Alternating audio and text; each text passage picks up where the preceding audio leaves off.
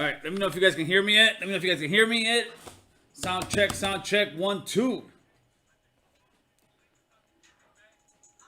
Sound check. Oh, you know how to read lips, huh? Just call me daddy. All right, good. There you go, boy. How you guys doing, man? It's Friday. It's been a long, hard-ass week. Oh, man. It's been a nice, long week, man. All right, how's the sound quality? Everything's good? All right. Let's get you guys in here, bud.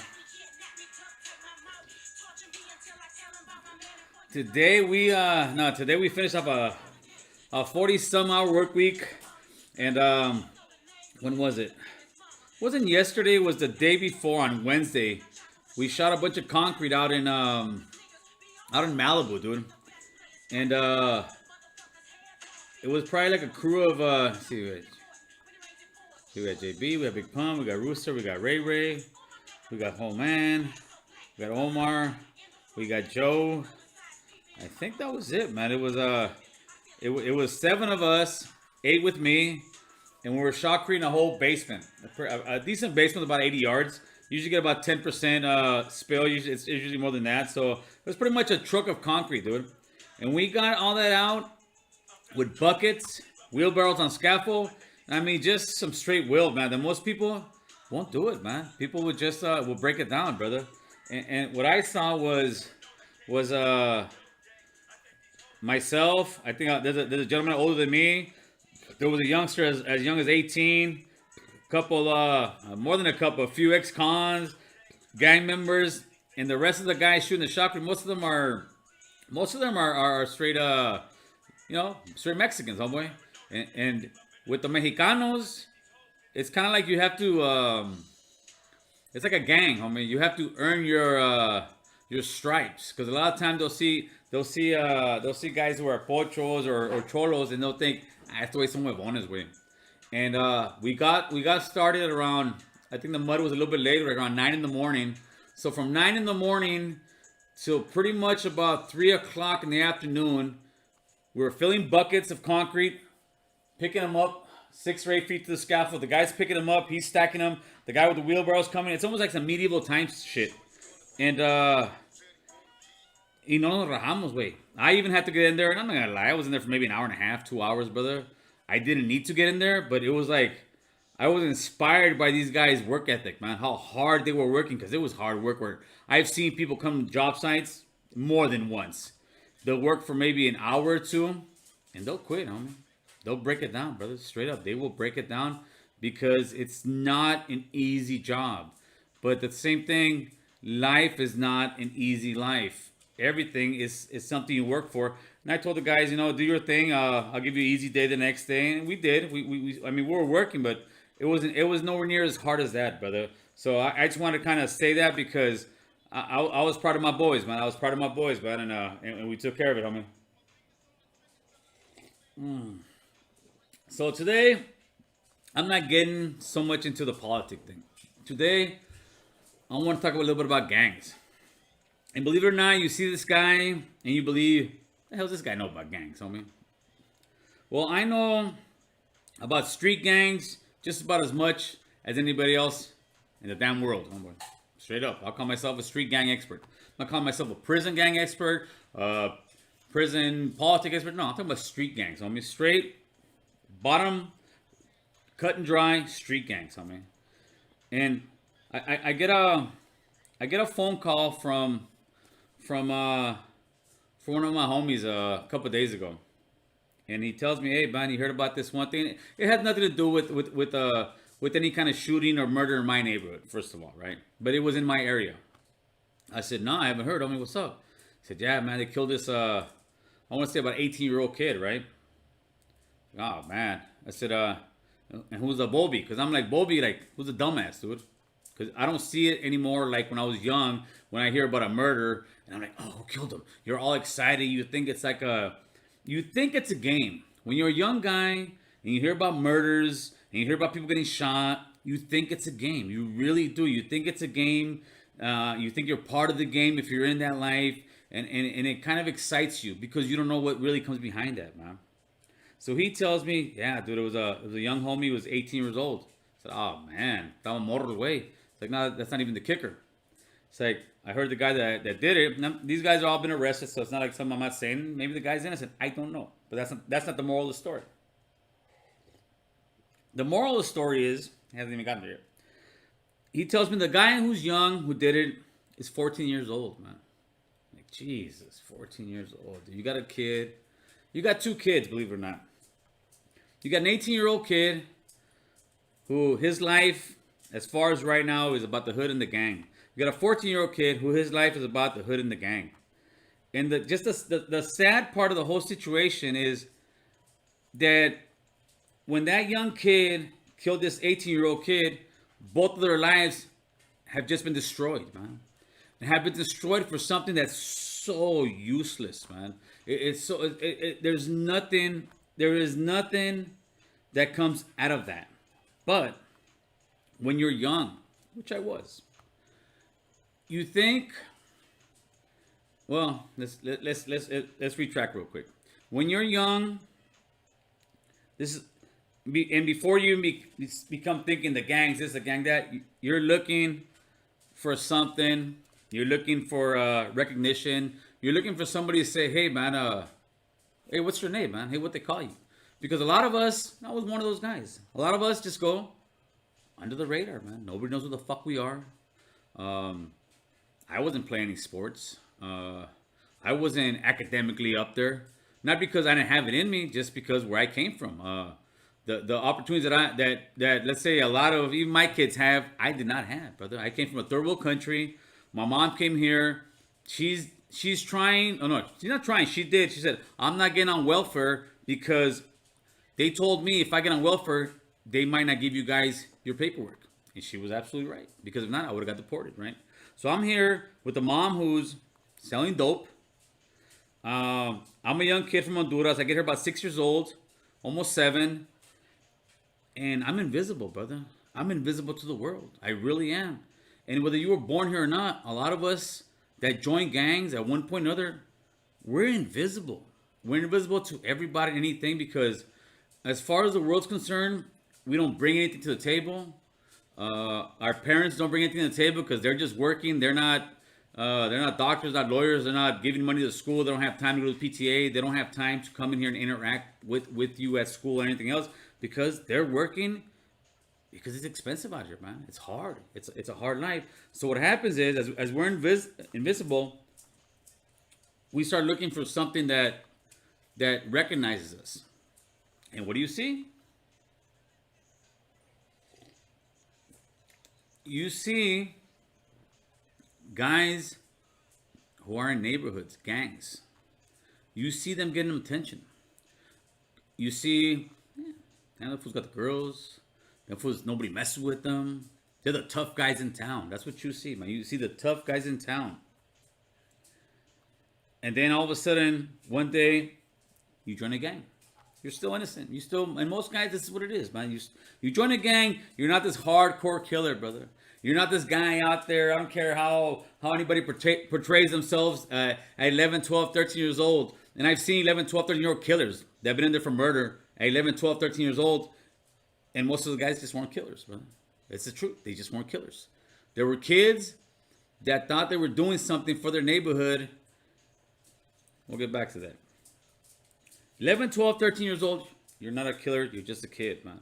You're just a kid. You joined a gang, right? Now, where you from? You got something to say. I'm from this, homie. Before you joined that gang, you never had that, brother. You never had, hey, I'm from this football team. Hey, I'm from this baseball team. Hey, I go to you never had some positive to jump on. So what do you got? Hey, homie, I'm from this neighborhood, homie. Is that what they call you? They call me this. You have now, in the world of gangs, in the world in your mind, you have engraved your name. Homie, I'm from this hood. This is what they call me. And then as you start progressing into the neighborhood, you may or you may not start putting in work, brother. And what's going to happen, and I'm telling you, not from a guy who doesn't know what the hell he's talking about, not from a guy who's never been about that life, homie, because believe it or not, I was that guy that at one point I wanted to be and I became, and then other little young guys want to be like me, dude. And what's gonna happen is you're gonna join this gang. You're gonna start finding who your enemies, quote unquote, aren't, and you go out there and try to get your bang on, and you will get your bang on, and one day you will be arrested. And when you get arrested, you're gonna not only go to the county jail, where you're gonna go to prison. And the same exact guy in the same exact neighborhood that you trying to kill, homie, is gonna be the guy that's gonna be saving your life one day. Because it can get to the point where you can be in the same cell with your own homie, you might have to get him. So all that neighborhood shit, it don't mean nothing, brother. It don't mean nothing, man. It was something that we went through, we fought, we all know, and now it's like, so to me, it was just, I heard this story, and it kind of, I'm not a sensitive guy whatsoever, brother, but that's the shit that hurts me, believe it or not.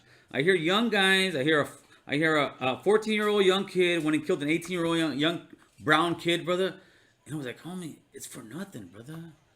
It's for nothing. And unfortunately, a lot of times, people are just scared to say it. People just, they think they're, I don't know if they think they're less than, or, nah, homie. We as older guys need to instill into our younger guys, that ain't your enemy, homie.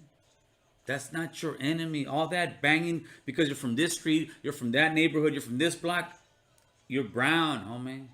We are not the enemy, carnal. So all you brown brothers, where you're in the Valle, where you're in the SGV, where you're in East Los, Harbor area, Compton, Watts, South Central, Gardena, Cudahy, all that area, homeboy, Orange County, brother. We all the same, homie. All that killing another brown man because he's from a different neighborhood, he's just like you, homie. All the hoods are the same, homie. All the neighborhoods are the same. All the barrios are the same. We're all the same, going through the same problems. We're all trying to get acknowledgement for who we are. But the problem is, we are killing one another to get that acknowledgement. We don't need to kill one another to get that acknowledgement, brother. We're raza, homie. It's just a shame to see us going through the same stupid cycle over and over again when we know where it leads to, homie. So I'm just asking any older guys, stop. It's kind of like stop with the life, because you know all that banging shit. Come on, homie, that ain't gonna get you nowhere, man. What's gonna get you in prison, talking to the other guy, talking about, hey, homie, you should get out and do this and that. But then what happens is, we'll go to part 2.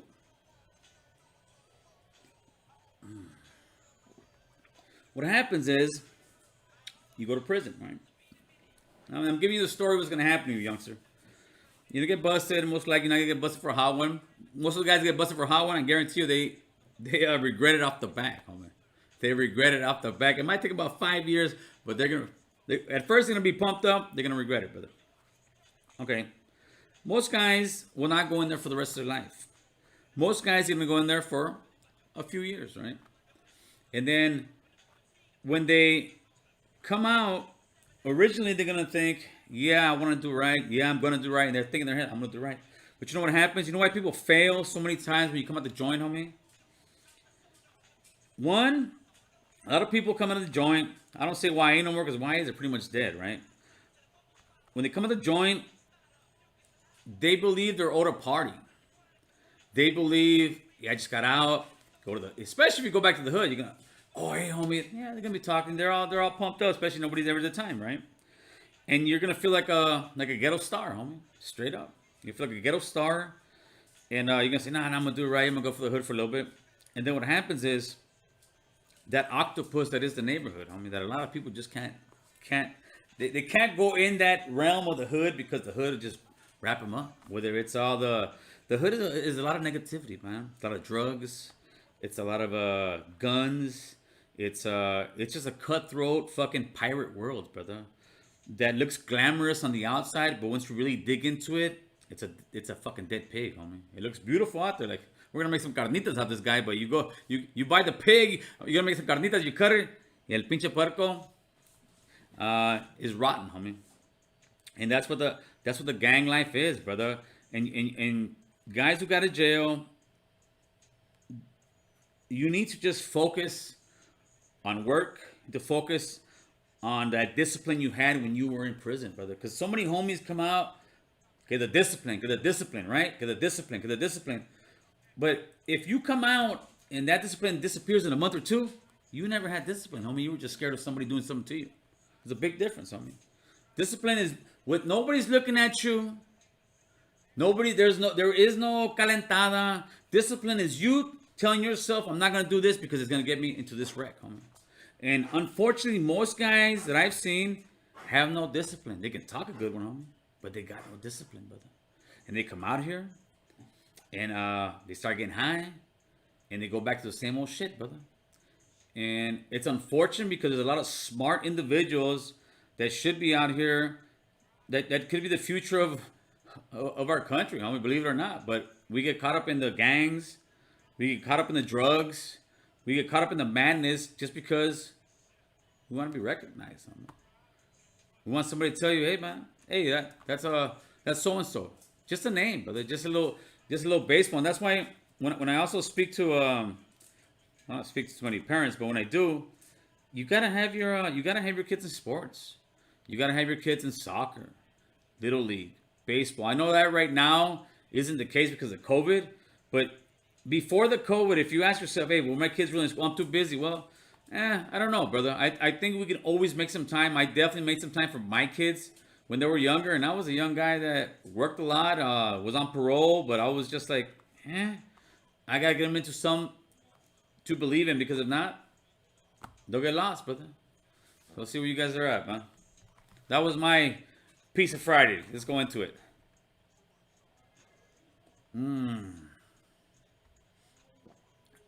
This is over here. It's Friday, brother.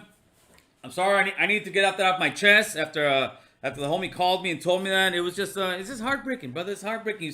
You see the same old cycle going on, and that's in straight up brown and black communities, brother. Brown and black communities. We keep that cycle going on, and it's for nothing, man. Because at the end of the day, if you're a brown man, you're gonna be in the brown side. If you're a black man, you're gonna be in the black side in prison. Out here, we don't have to, but that's how it is, brother. But we continue to harm one another, man, over and over again. Even though we sit here and fight over who's this, who's that, who's that. Come on, brother. It's a sad thing, brother. All right, so let's see where you guys are at, man. I apologize for the what is it, the commercial, carnal. Let's see what you got, man. This guy's banging Linwood, huh? What's up, Linwood? Don't bang too much, carnal. We can throw it up. Don't get too crazy with it. What's up with Dubs? What you got, Dubs? The Harbor West Side. You can have that.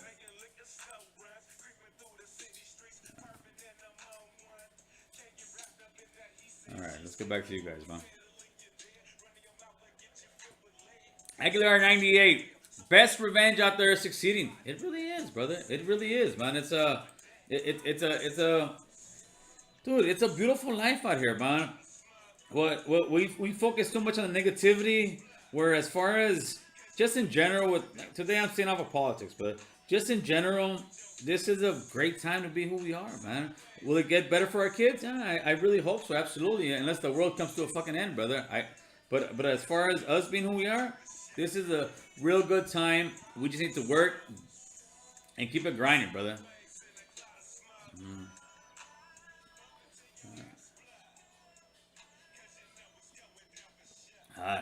Because at the end of the day, it means that's it. The clip's over, homeboy.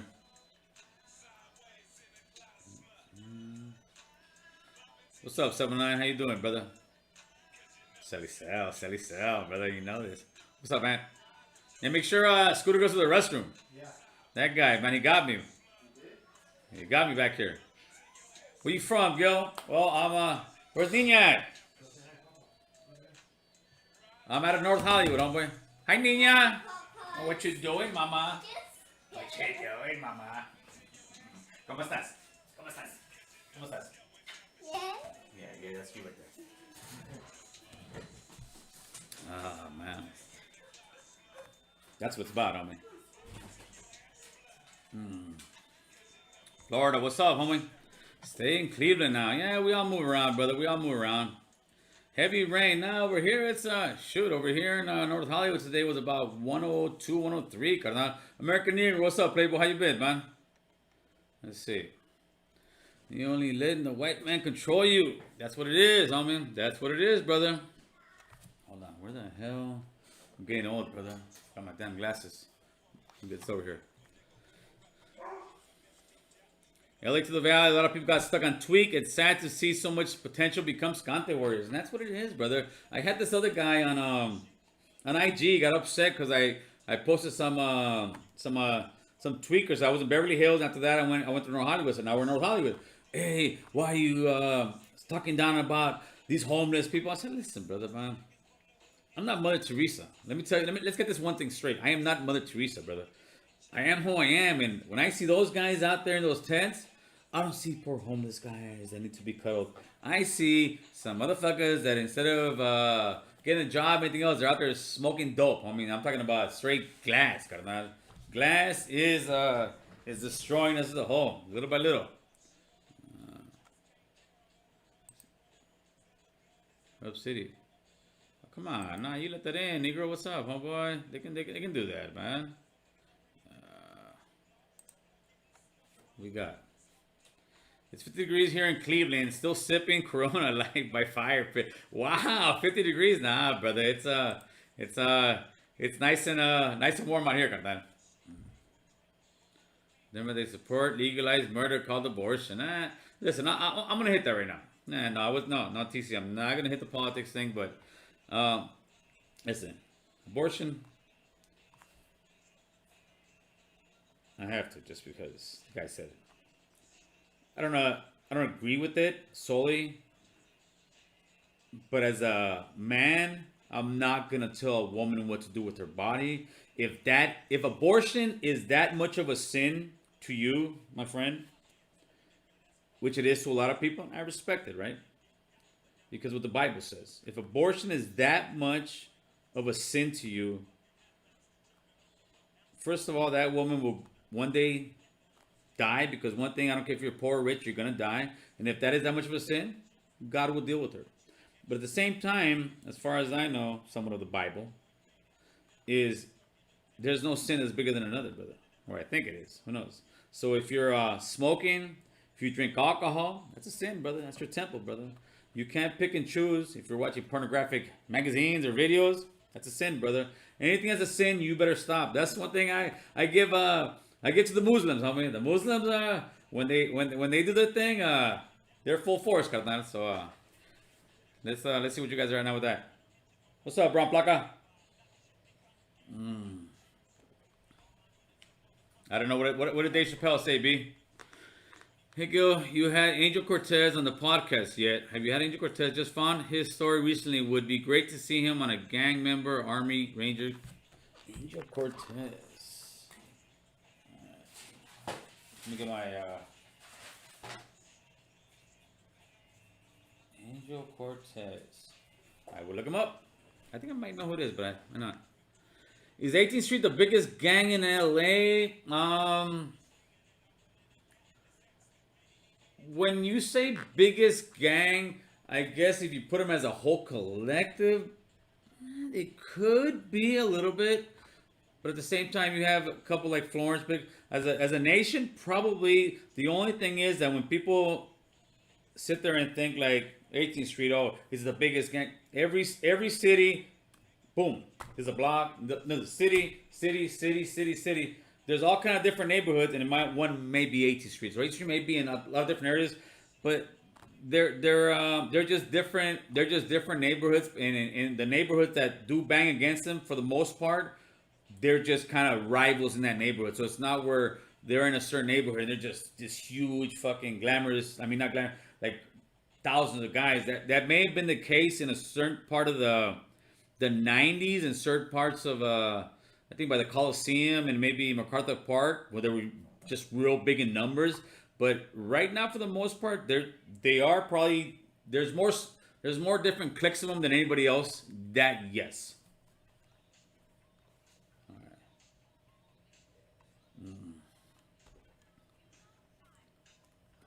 I got no thoughts on them, moment. They want to do an interview, let's do it. But as far as thoughts, that's too sexy over here. All right, we got. Hey Gil, do you know Do you know anything about Wilmas? No, I know Wilmas from Seco and YA, and I know that in the harbor area. That's about it, carnal. But listen, anybody wants to get somebody on here for an interview for the neighborhood, brother, I'm all for it, man. But it's not. But it's not going to be an interview where they're just talking about how gangster they are, and how many bodies they got on modern warfare. I'm talking about history in the neighborhood. I mean, because I think the good.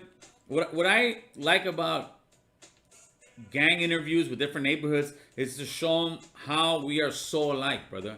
As far as doesn't matter what hood you're from, doesn't matter what area you're from. Bottom line, at the end, most neighborhoods have the same issues. Not even most, all. I mean, all neighborhoods have the same issues. We have a lot of households without fathers. We got households where fathers are in prison. We got parents that are selling drugs, parents that are using drugs, and then the cycle keeps going on, brother. So it's all the same, but then we're all getting that. We're all getting acknowledged by killing one another. That's a sad thing, brother. Instead of getting acknowledgement from a brown man killing another brown man or a black man killing another black man, we should be getting acknowledgement for helping out another brother. And I mean brown or black, homeboy. There you go, homeboy. The ghetto. What do you think about Linwood? I don't know. I mean, I think I've been to Linwood one time, but now I'm going to tell you I love it or hate it. I don't hate Linwood. Maybe if you invited me to Linwood to a nice restaurant, then I'll tell you what Linwood's about, homeboy. I gotta start doing the Cholo tour, homeboy. So I gotta make sure to go to Linwood, carnal. I mean, in Inglewood, I think that's pretty close by. There's been a lot of shootings in South Central Los Angeles lately. There's been a lot of shootings everywhere, man. It's in the modern era that we're living right now, about us coming together, about the minorities stepping up and us still doing this, dude. That really is a shame. That's something where if these white supremacists around the world were really there, which I don't think they're there. That's my dog barking. But I think they would sit back and just laugh, brother. They would sit back and laugh and say, "Look at these fucking pendejos. They're still killing one another, brother." And it's sad, but it's true. We're looking like a bunch of dumbasses still doing the same old shit, homie. I thought we got smarter than that, but I think we still got a lot to learn, homie. Which is all right, brother. It is what it is. Much love, homie. And from 18th Street, you said it right. Much love and respect. Keep leading the kids to success, not struggle. That's right, homie. That's what's up, brother.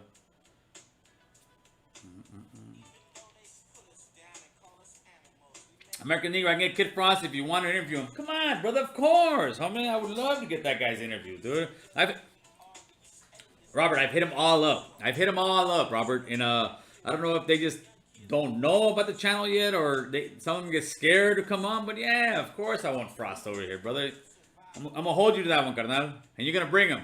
We'll break bread together, homeboy.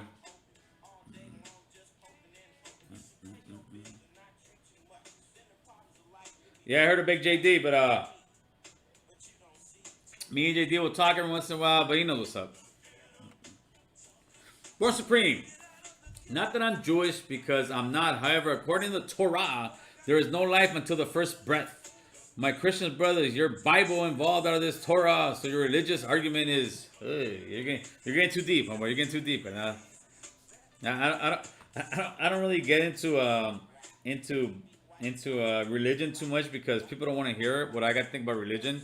I think it's this, man. Without disrespect to anybody, I think there's so many religions in the world that one can't be right, one can't be wrong. If you're living a good life, you're taking care of your family, are you perfect? Absolutely not, brother. Who is in this world, man? Nobody's perfect. As long as you're doing your actual best and putting effort into, in other words, in life, you'll have up and down like the stock market, right?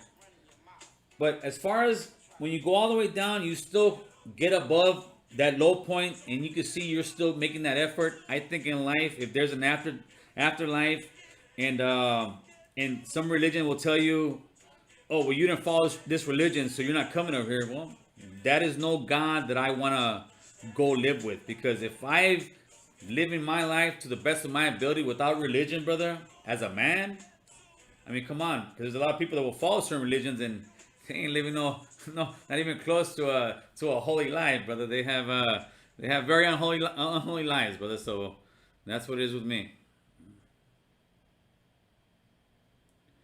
Nah, he don't got nobody hate on each other. He's got his own self hate on himself, brother. Nobody. We're over that guy, homeboy.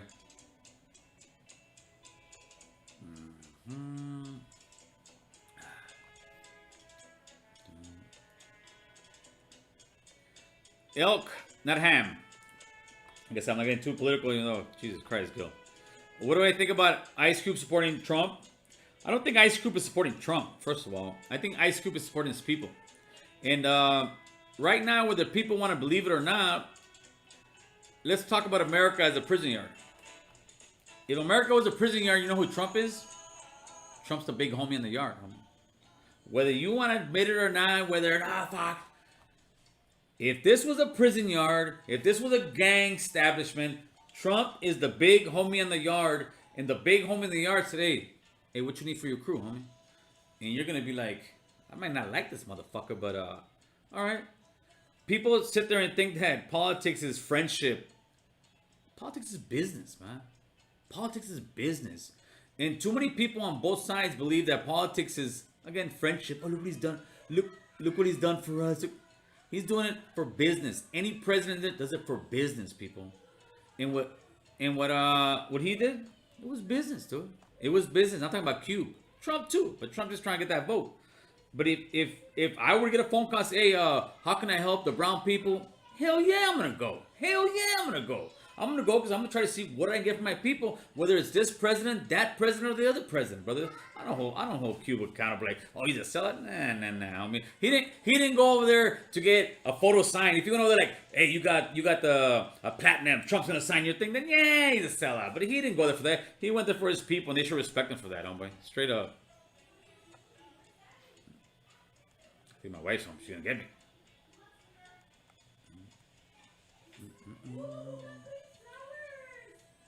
What's up, babe?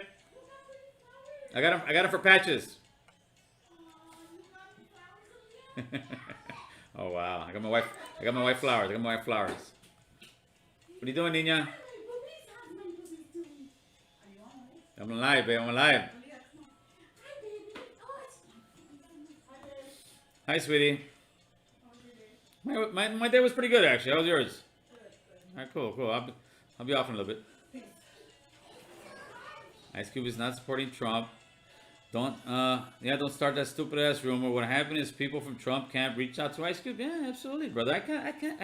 How are you gonna hate on that, brother? How are you gonna hate on that? That's like, let's say the Kids for Cages marches. Of all of a sudden, hey, the Trump administration wants to talk to you about what we can do for Kids for Cages. You'd be a damn fool if you said, "Oh, I'm not talking to Trump." Then why would you go protest and you're not gonna go talk to the highest man in the land, whether you want to believe it or not? He's the highest guy in the land. He's somebody that knows somebody that knows somebody. He got the connection, and I'm not gonna talk to him. Nah, you'd be a fucking idiot, brother.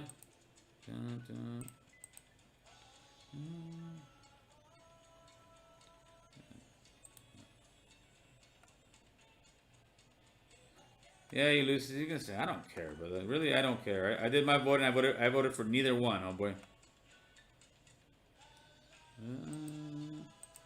Oh yeah, CNN blocked Cube. Oh boy. What's up, Edward? I appreciate that, brother. Where's Alonzo? Where's Alonzo at? What's up, Alonzo?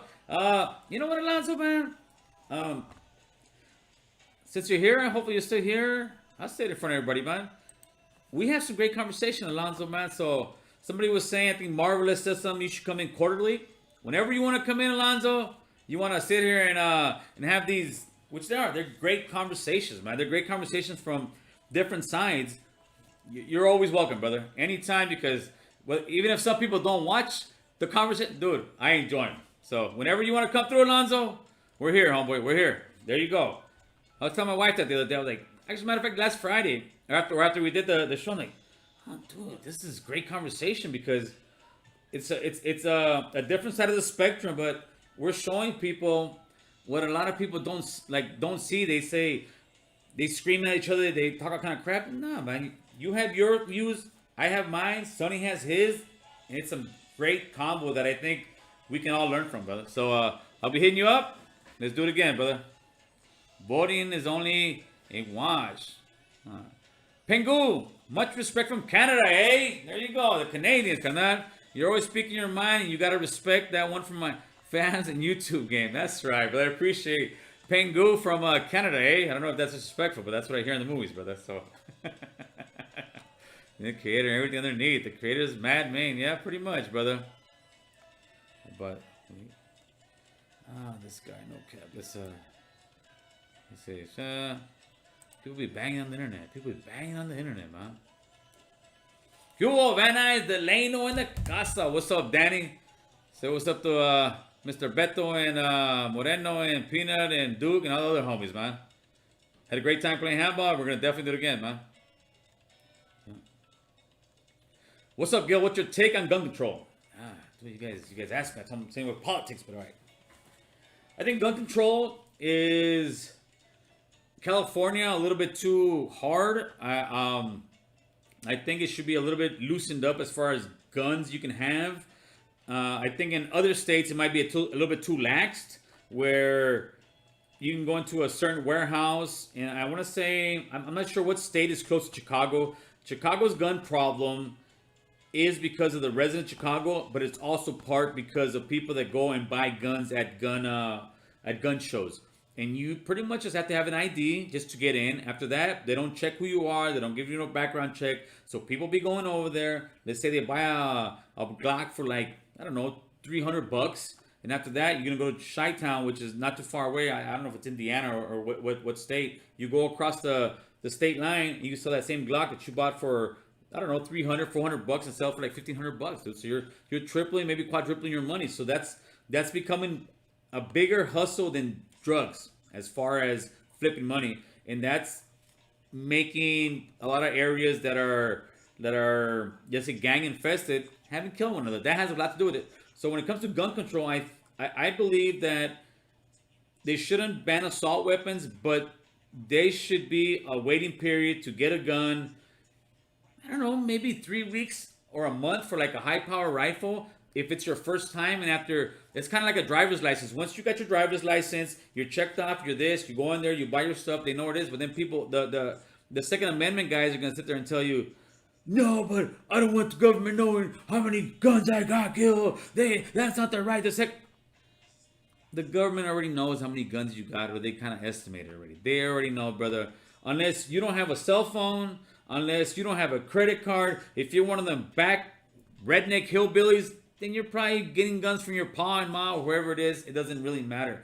But it definitely needs to be a little bit harder for somebody going to these places and buy assault rifles, because assault rifles, although they're fun, they're not really made for hunting. They're made for shooting shit up, man. So I hope that answers it, man.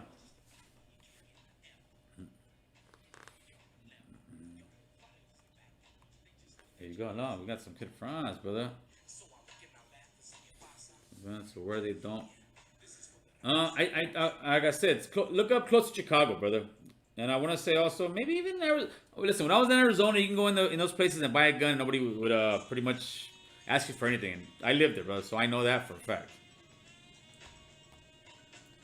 I don't know, Kamala Harris. I don't know, American Negro. She's battery's running low. Battery's running low. Oh man. No. You have to do background checks in all states. When you go and buy a gun at a store, I believe it is. But when you go to the gun shows, you do not, dude. When you go to a gun show, you can buy certain rifles without handguns without background checks. Gun shows, brother. Gun shows. Or maybe I'm just making it up. I don't know.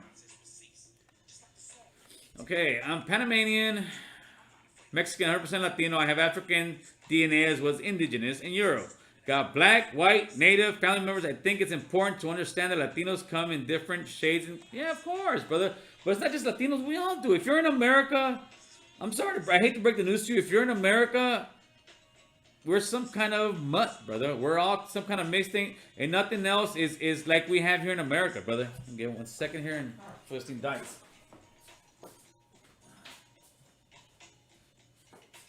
Dun, dun, dun, dun, dun.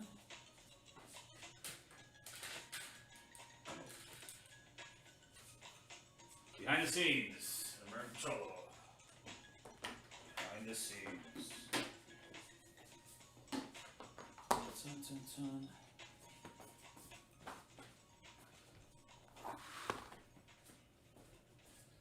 Behind the scenes. Let's charge this bad boy. There we go. Alright. American Negro, brown people need to support each other. I'm black and I'm supporting. That's what's up, brother. And I appreciate that, carnal. President, no. Go Niners, huh? We're Rams over here, homie. But one love, Gil from NorCal. That's what's up, Edwin. Or Ed.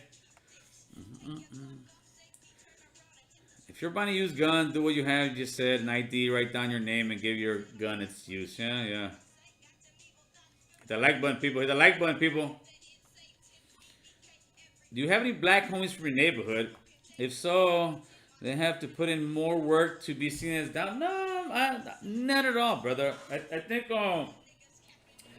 a lot of times it's in their own head.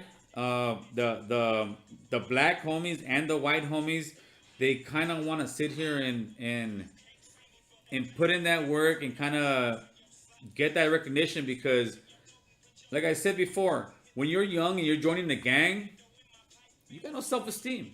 That's whether you're white, black, or brown. You got no self-esteem. Nobody's recognized you as far as the world goes, or as that's what you think, right? Nobody really cares about you. You're having issues at home. You're not in sports. The reason you're joining the gang is because you want to be recognized in one shape, form, or another. The difference is, let's say when you're in a Latino Chicano gang and you're brown, you just kind of hide between everybody else a little bit easier because you're brown and you kind of stand out if you're the white or black guy. So probably them, initially they think they have to put in more work, but the insecurity is there across the board, whether you're brown or black, brother. It really is. And we had about 3 or 4 black homies. They were the homies, huh? Straight up, they were the homies, and it wasn't. They weren't treated any different. Just like me, I was from Honduras. I had homies from, of course, Mexico, El Salvador, Guatemala. We had some Belize. I mean, Armenians, everything. But when you're on the block, you're kicking it, you're partying, whatever you're doing on the hood, right? You're not looking at that guy next to you. That's my black homie. Nah, that's my homie, dude. That's my Armenian. Nah, that's my homie, dude. That's my homeboy. So I don't think they had to put more work than other homies, and if they did, it was more of them just going off that trip. If that makes any sense for that. I hit the clock. I did. I'm gonna get money right now, homeboy. What do we got? What's up, bird?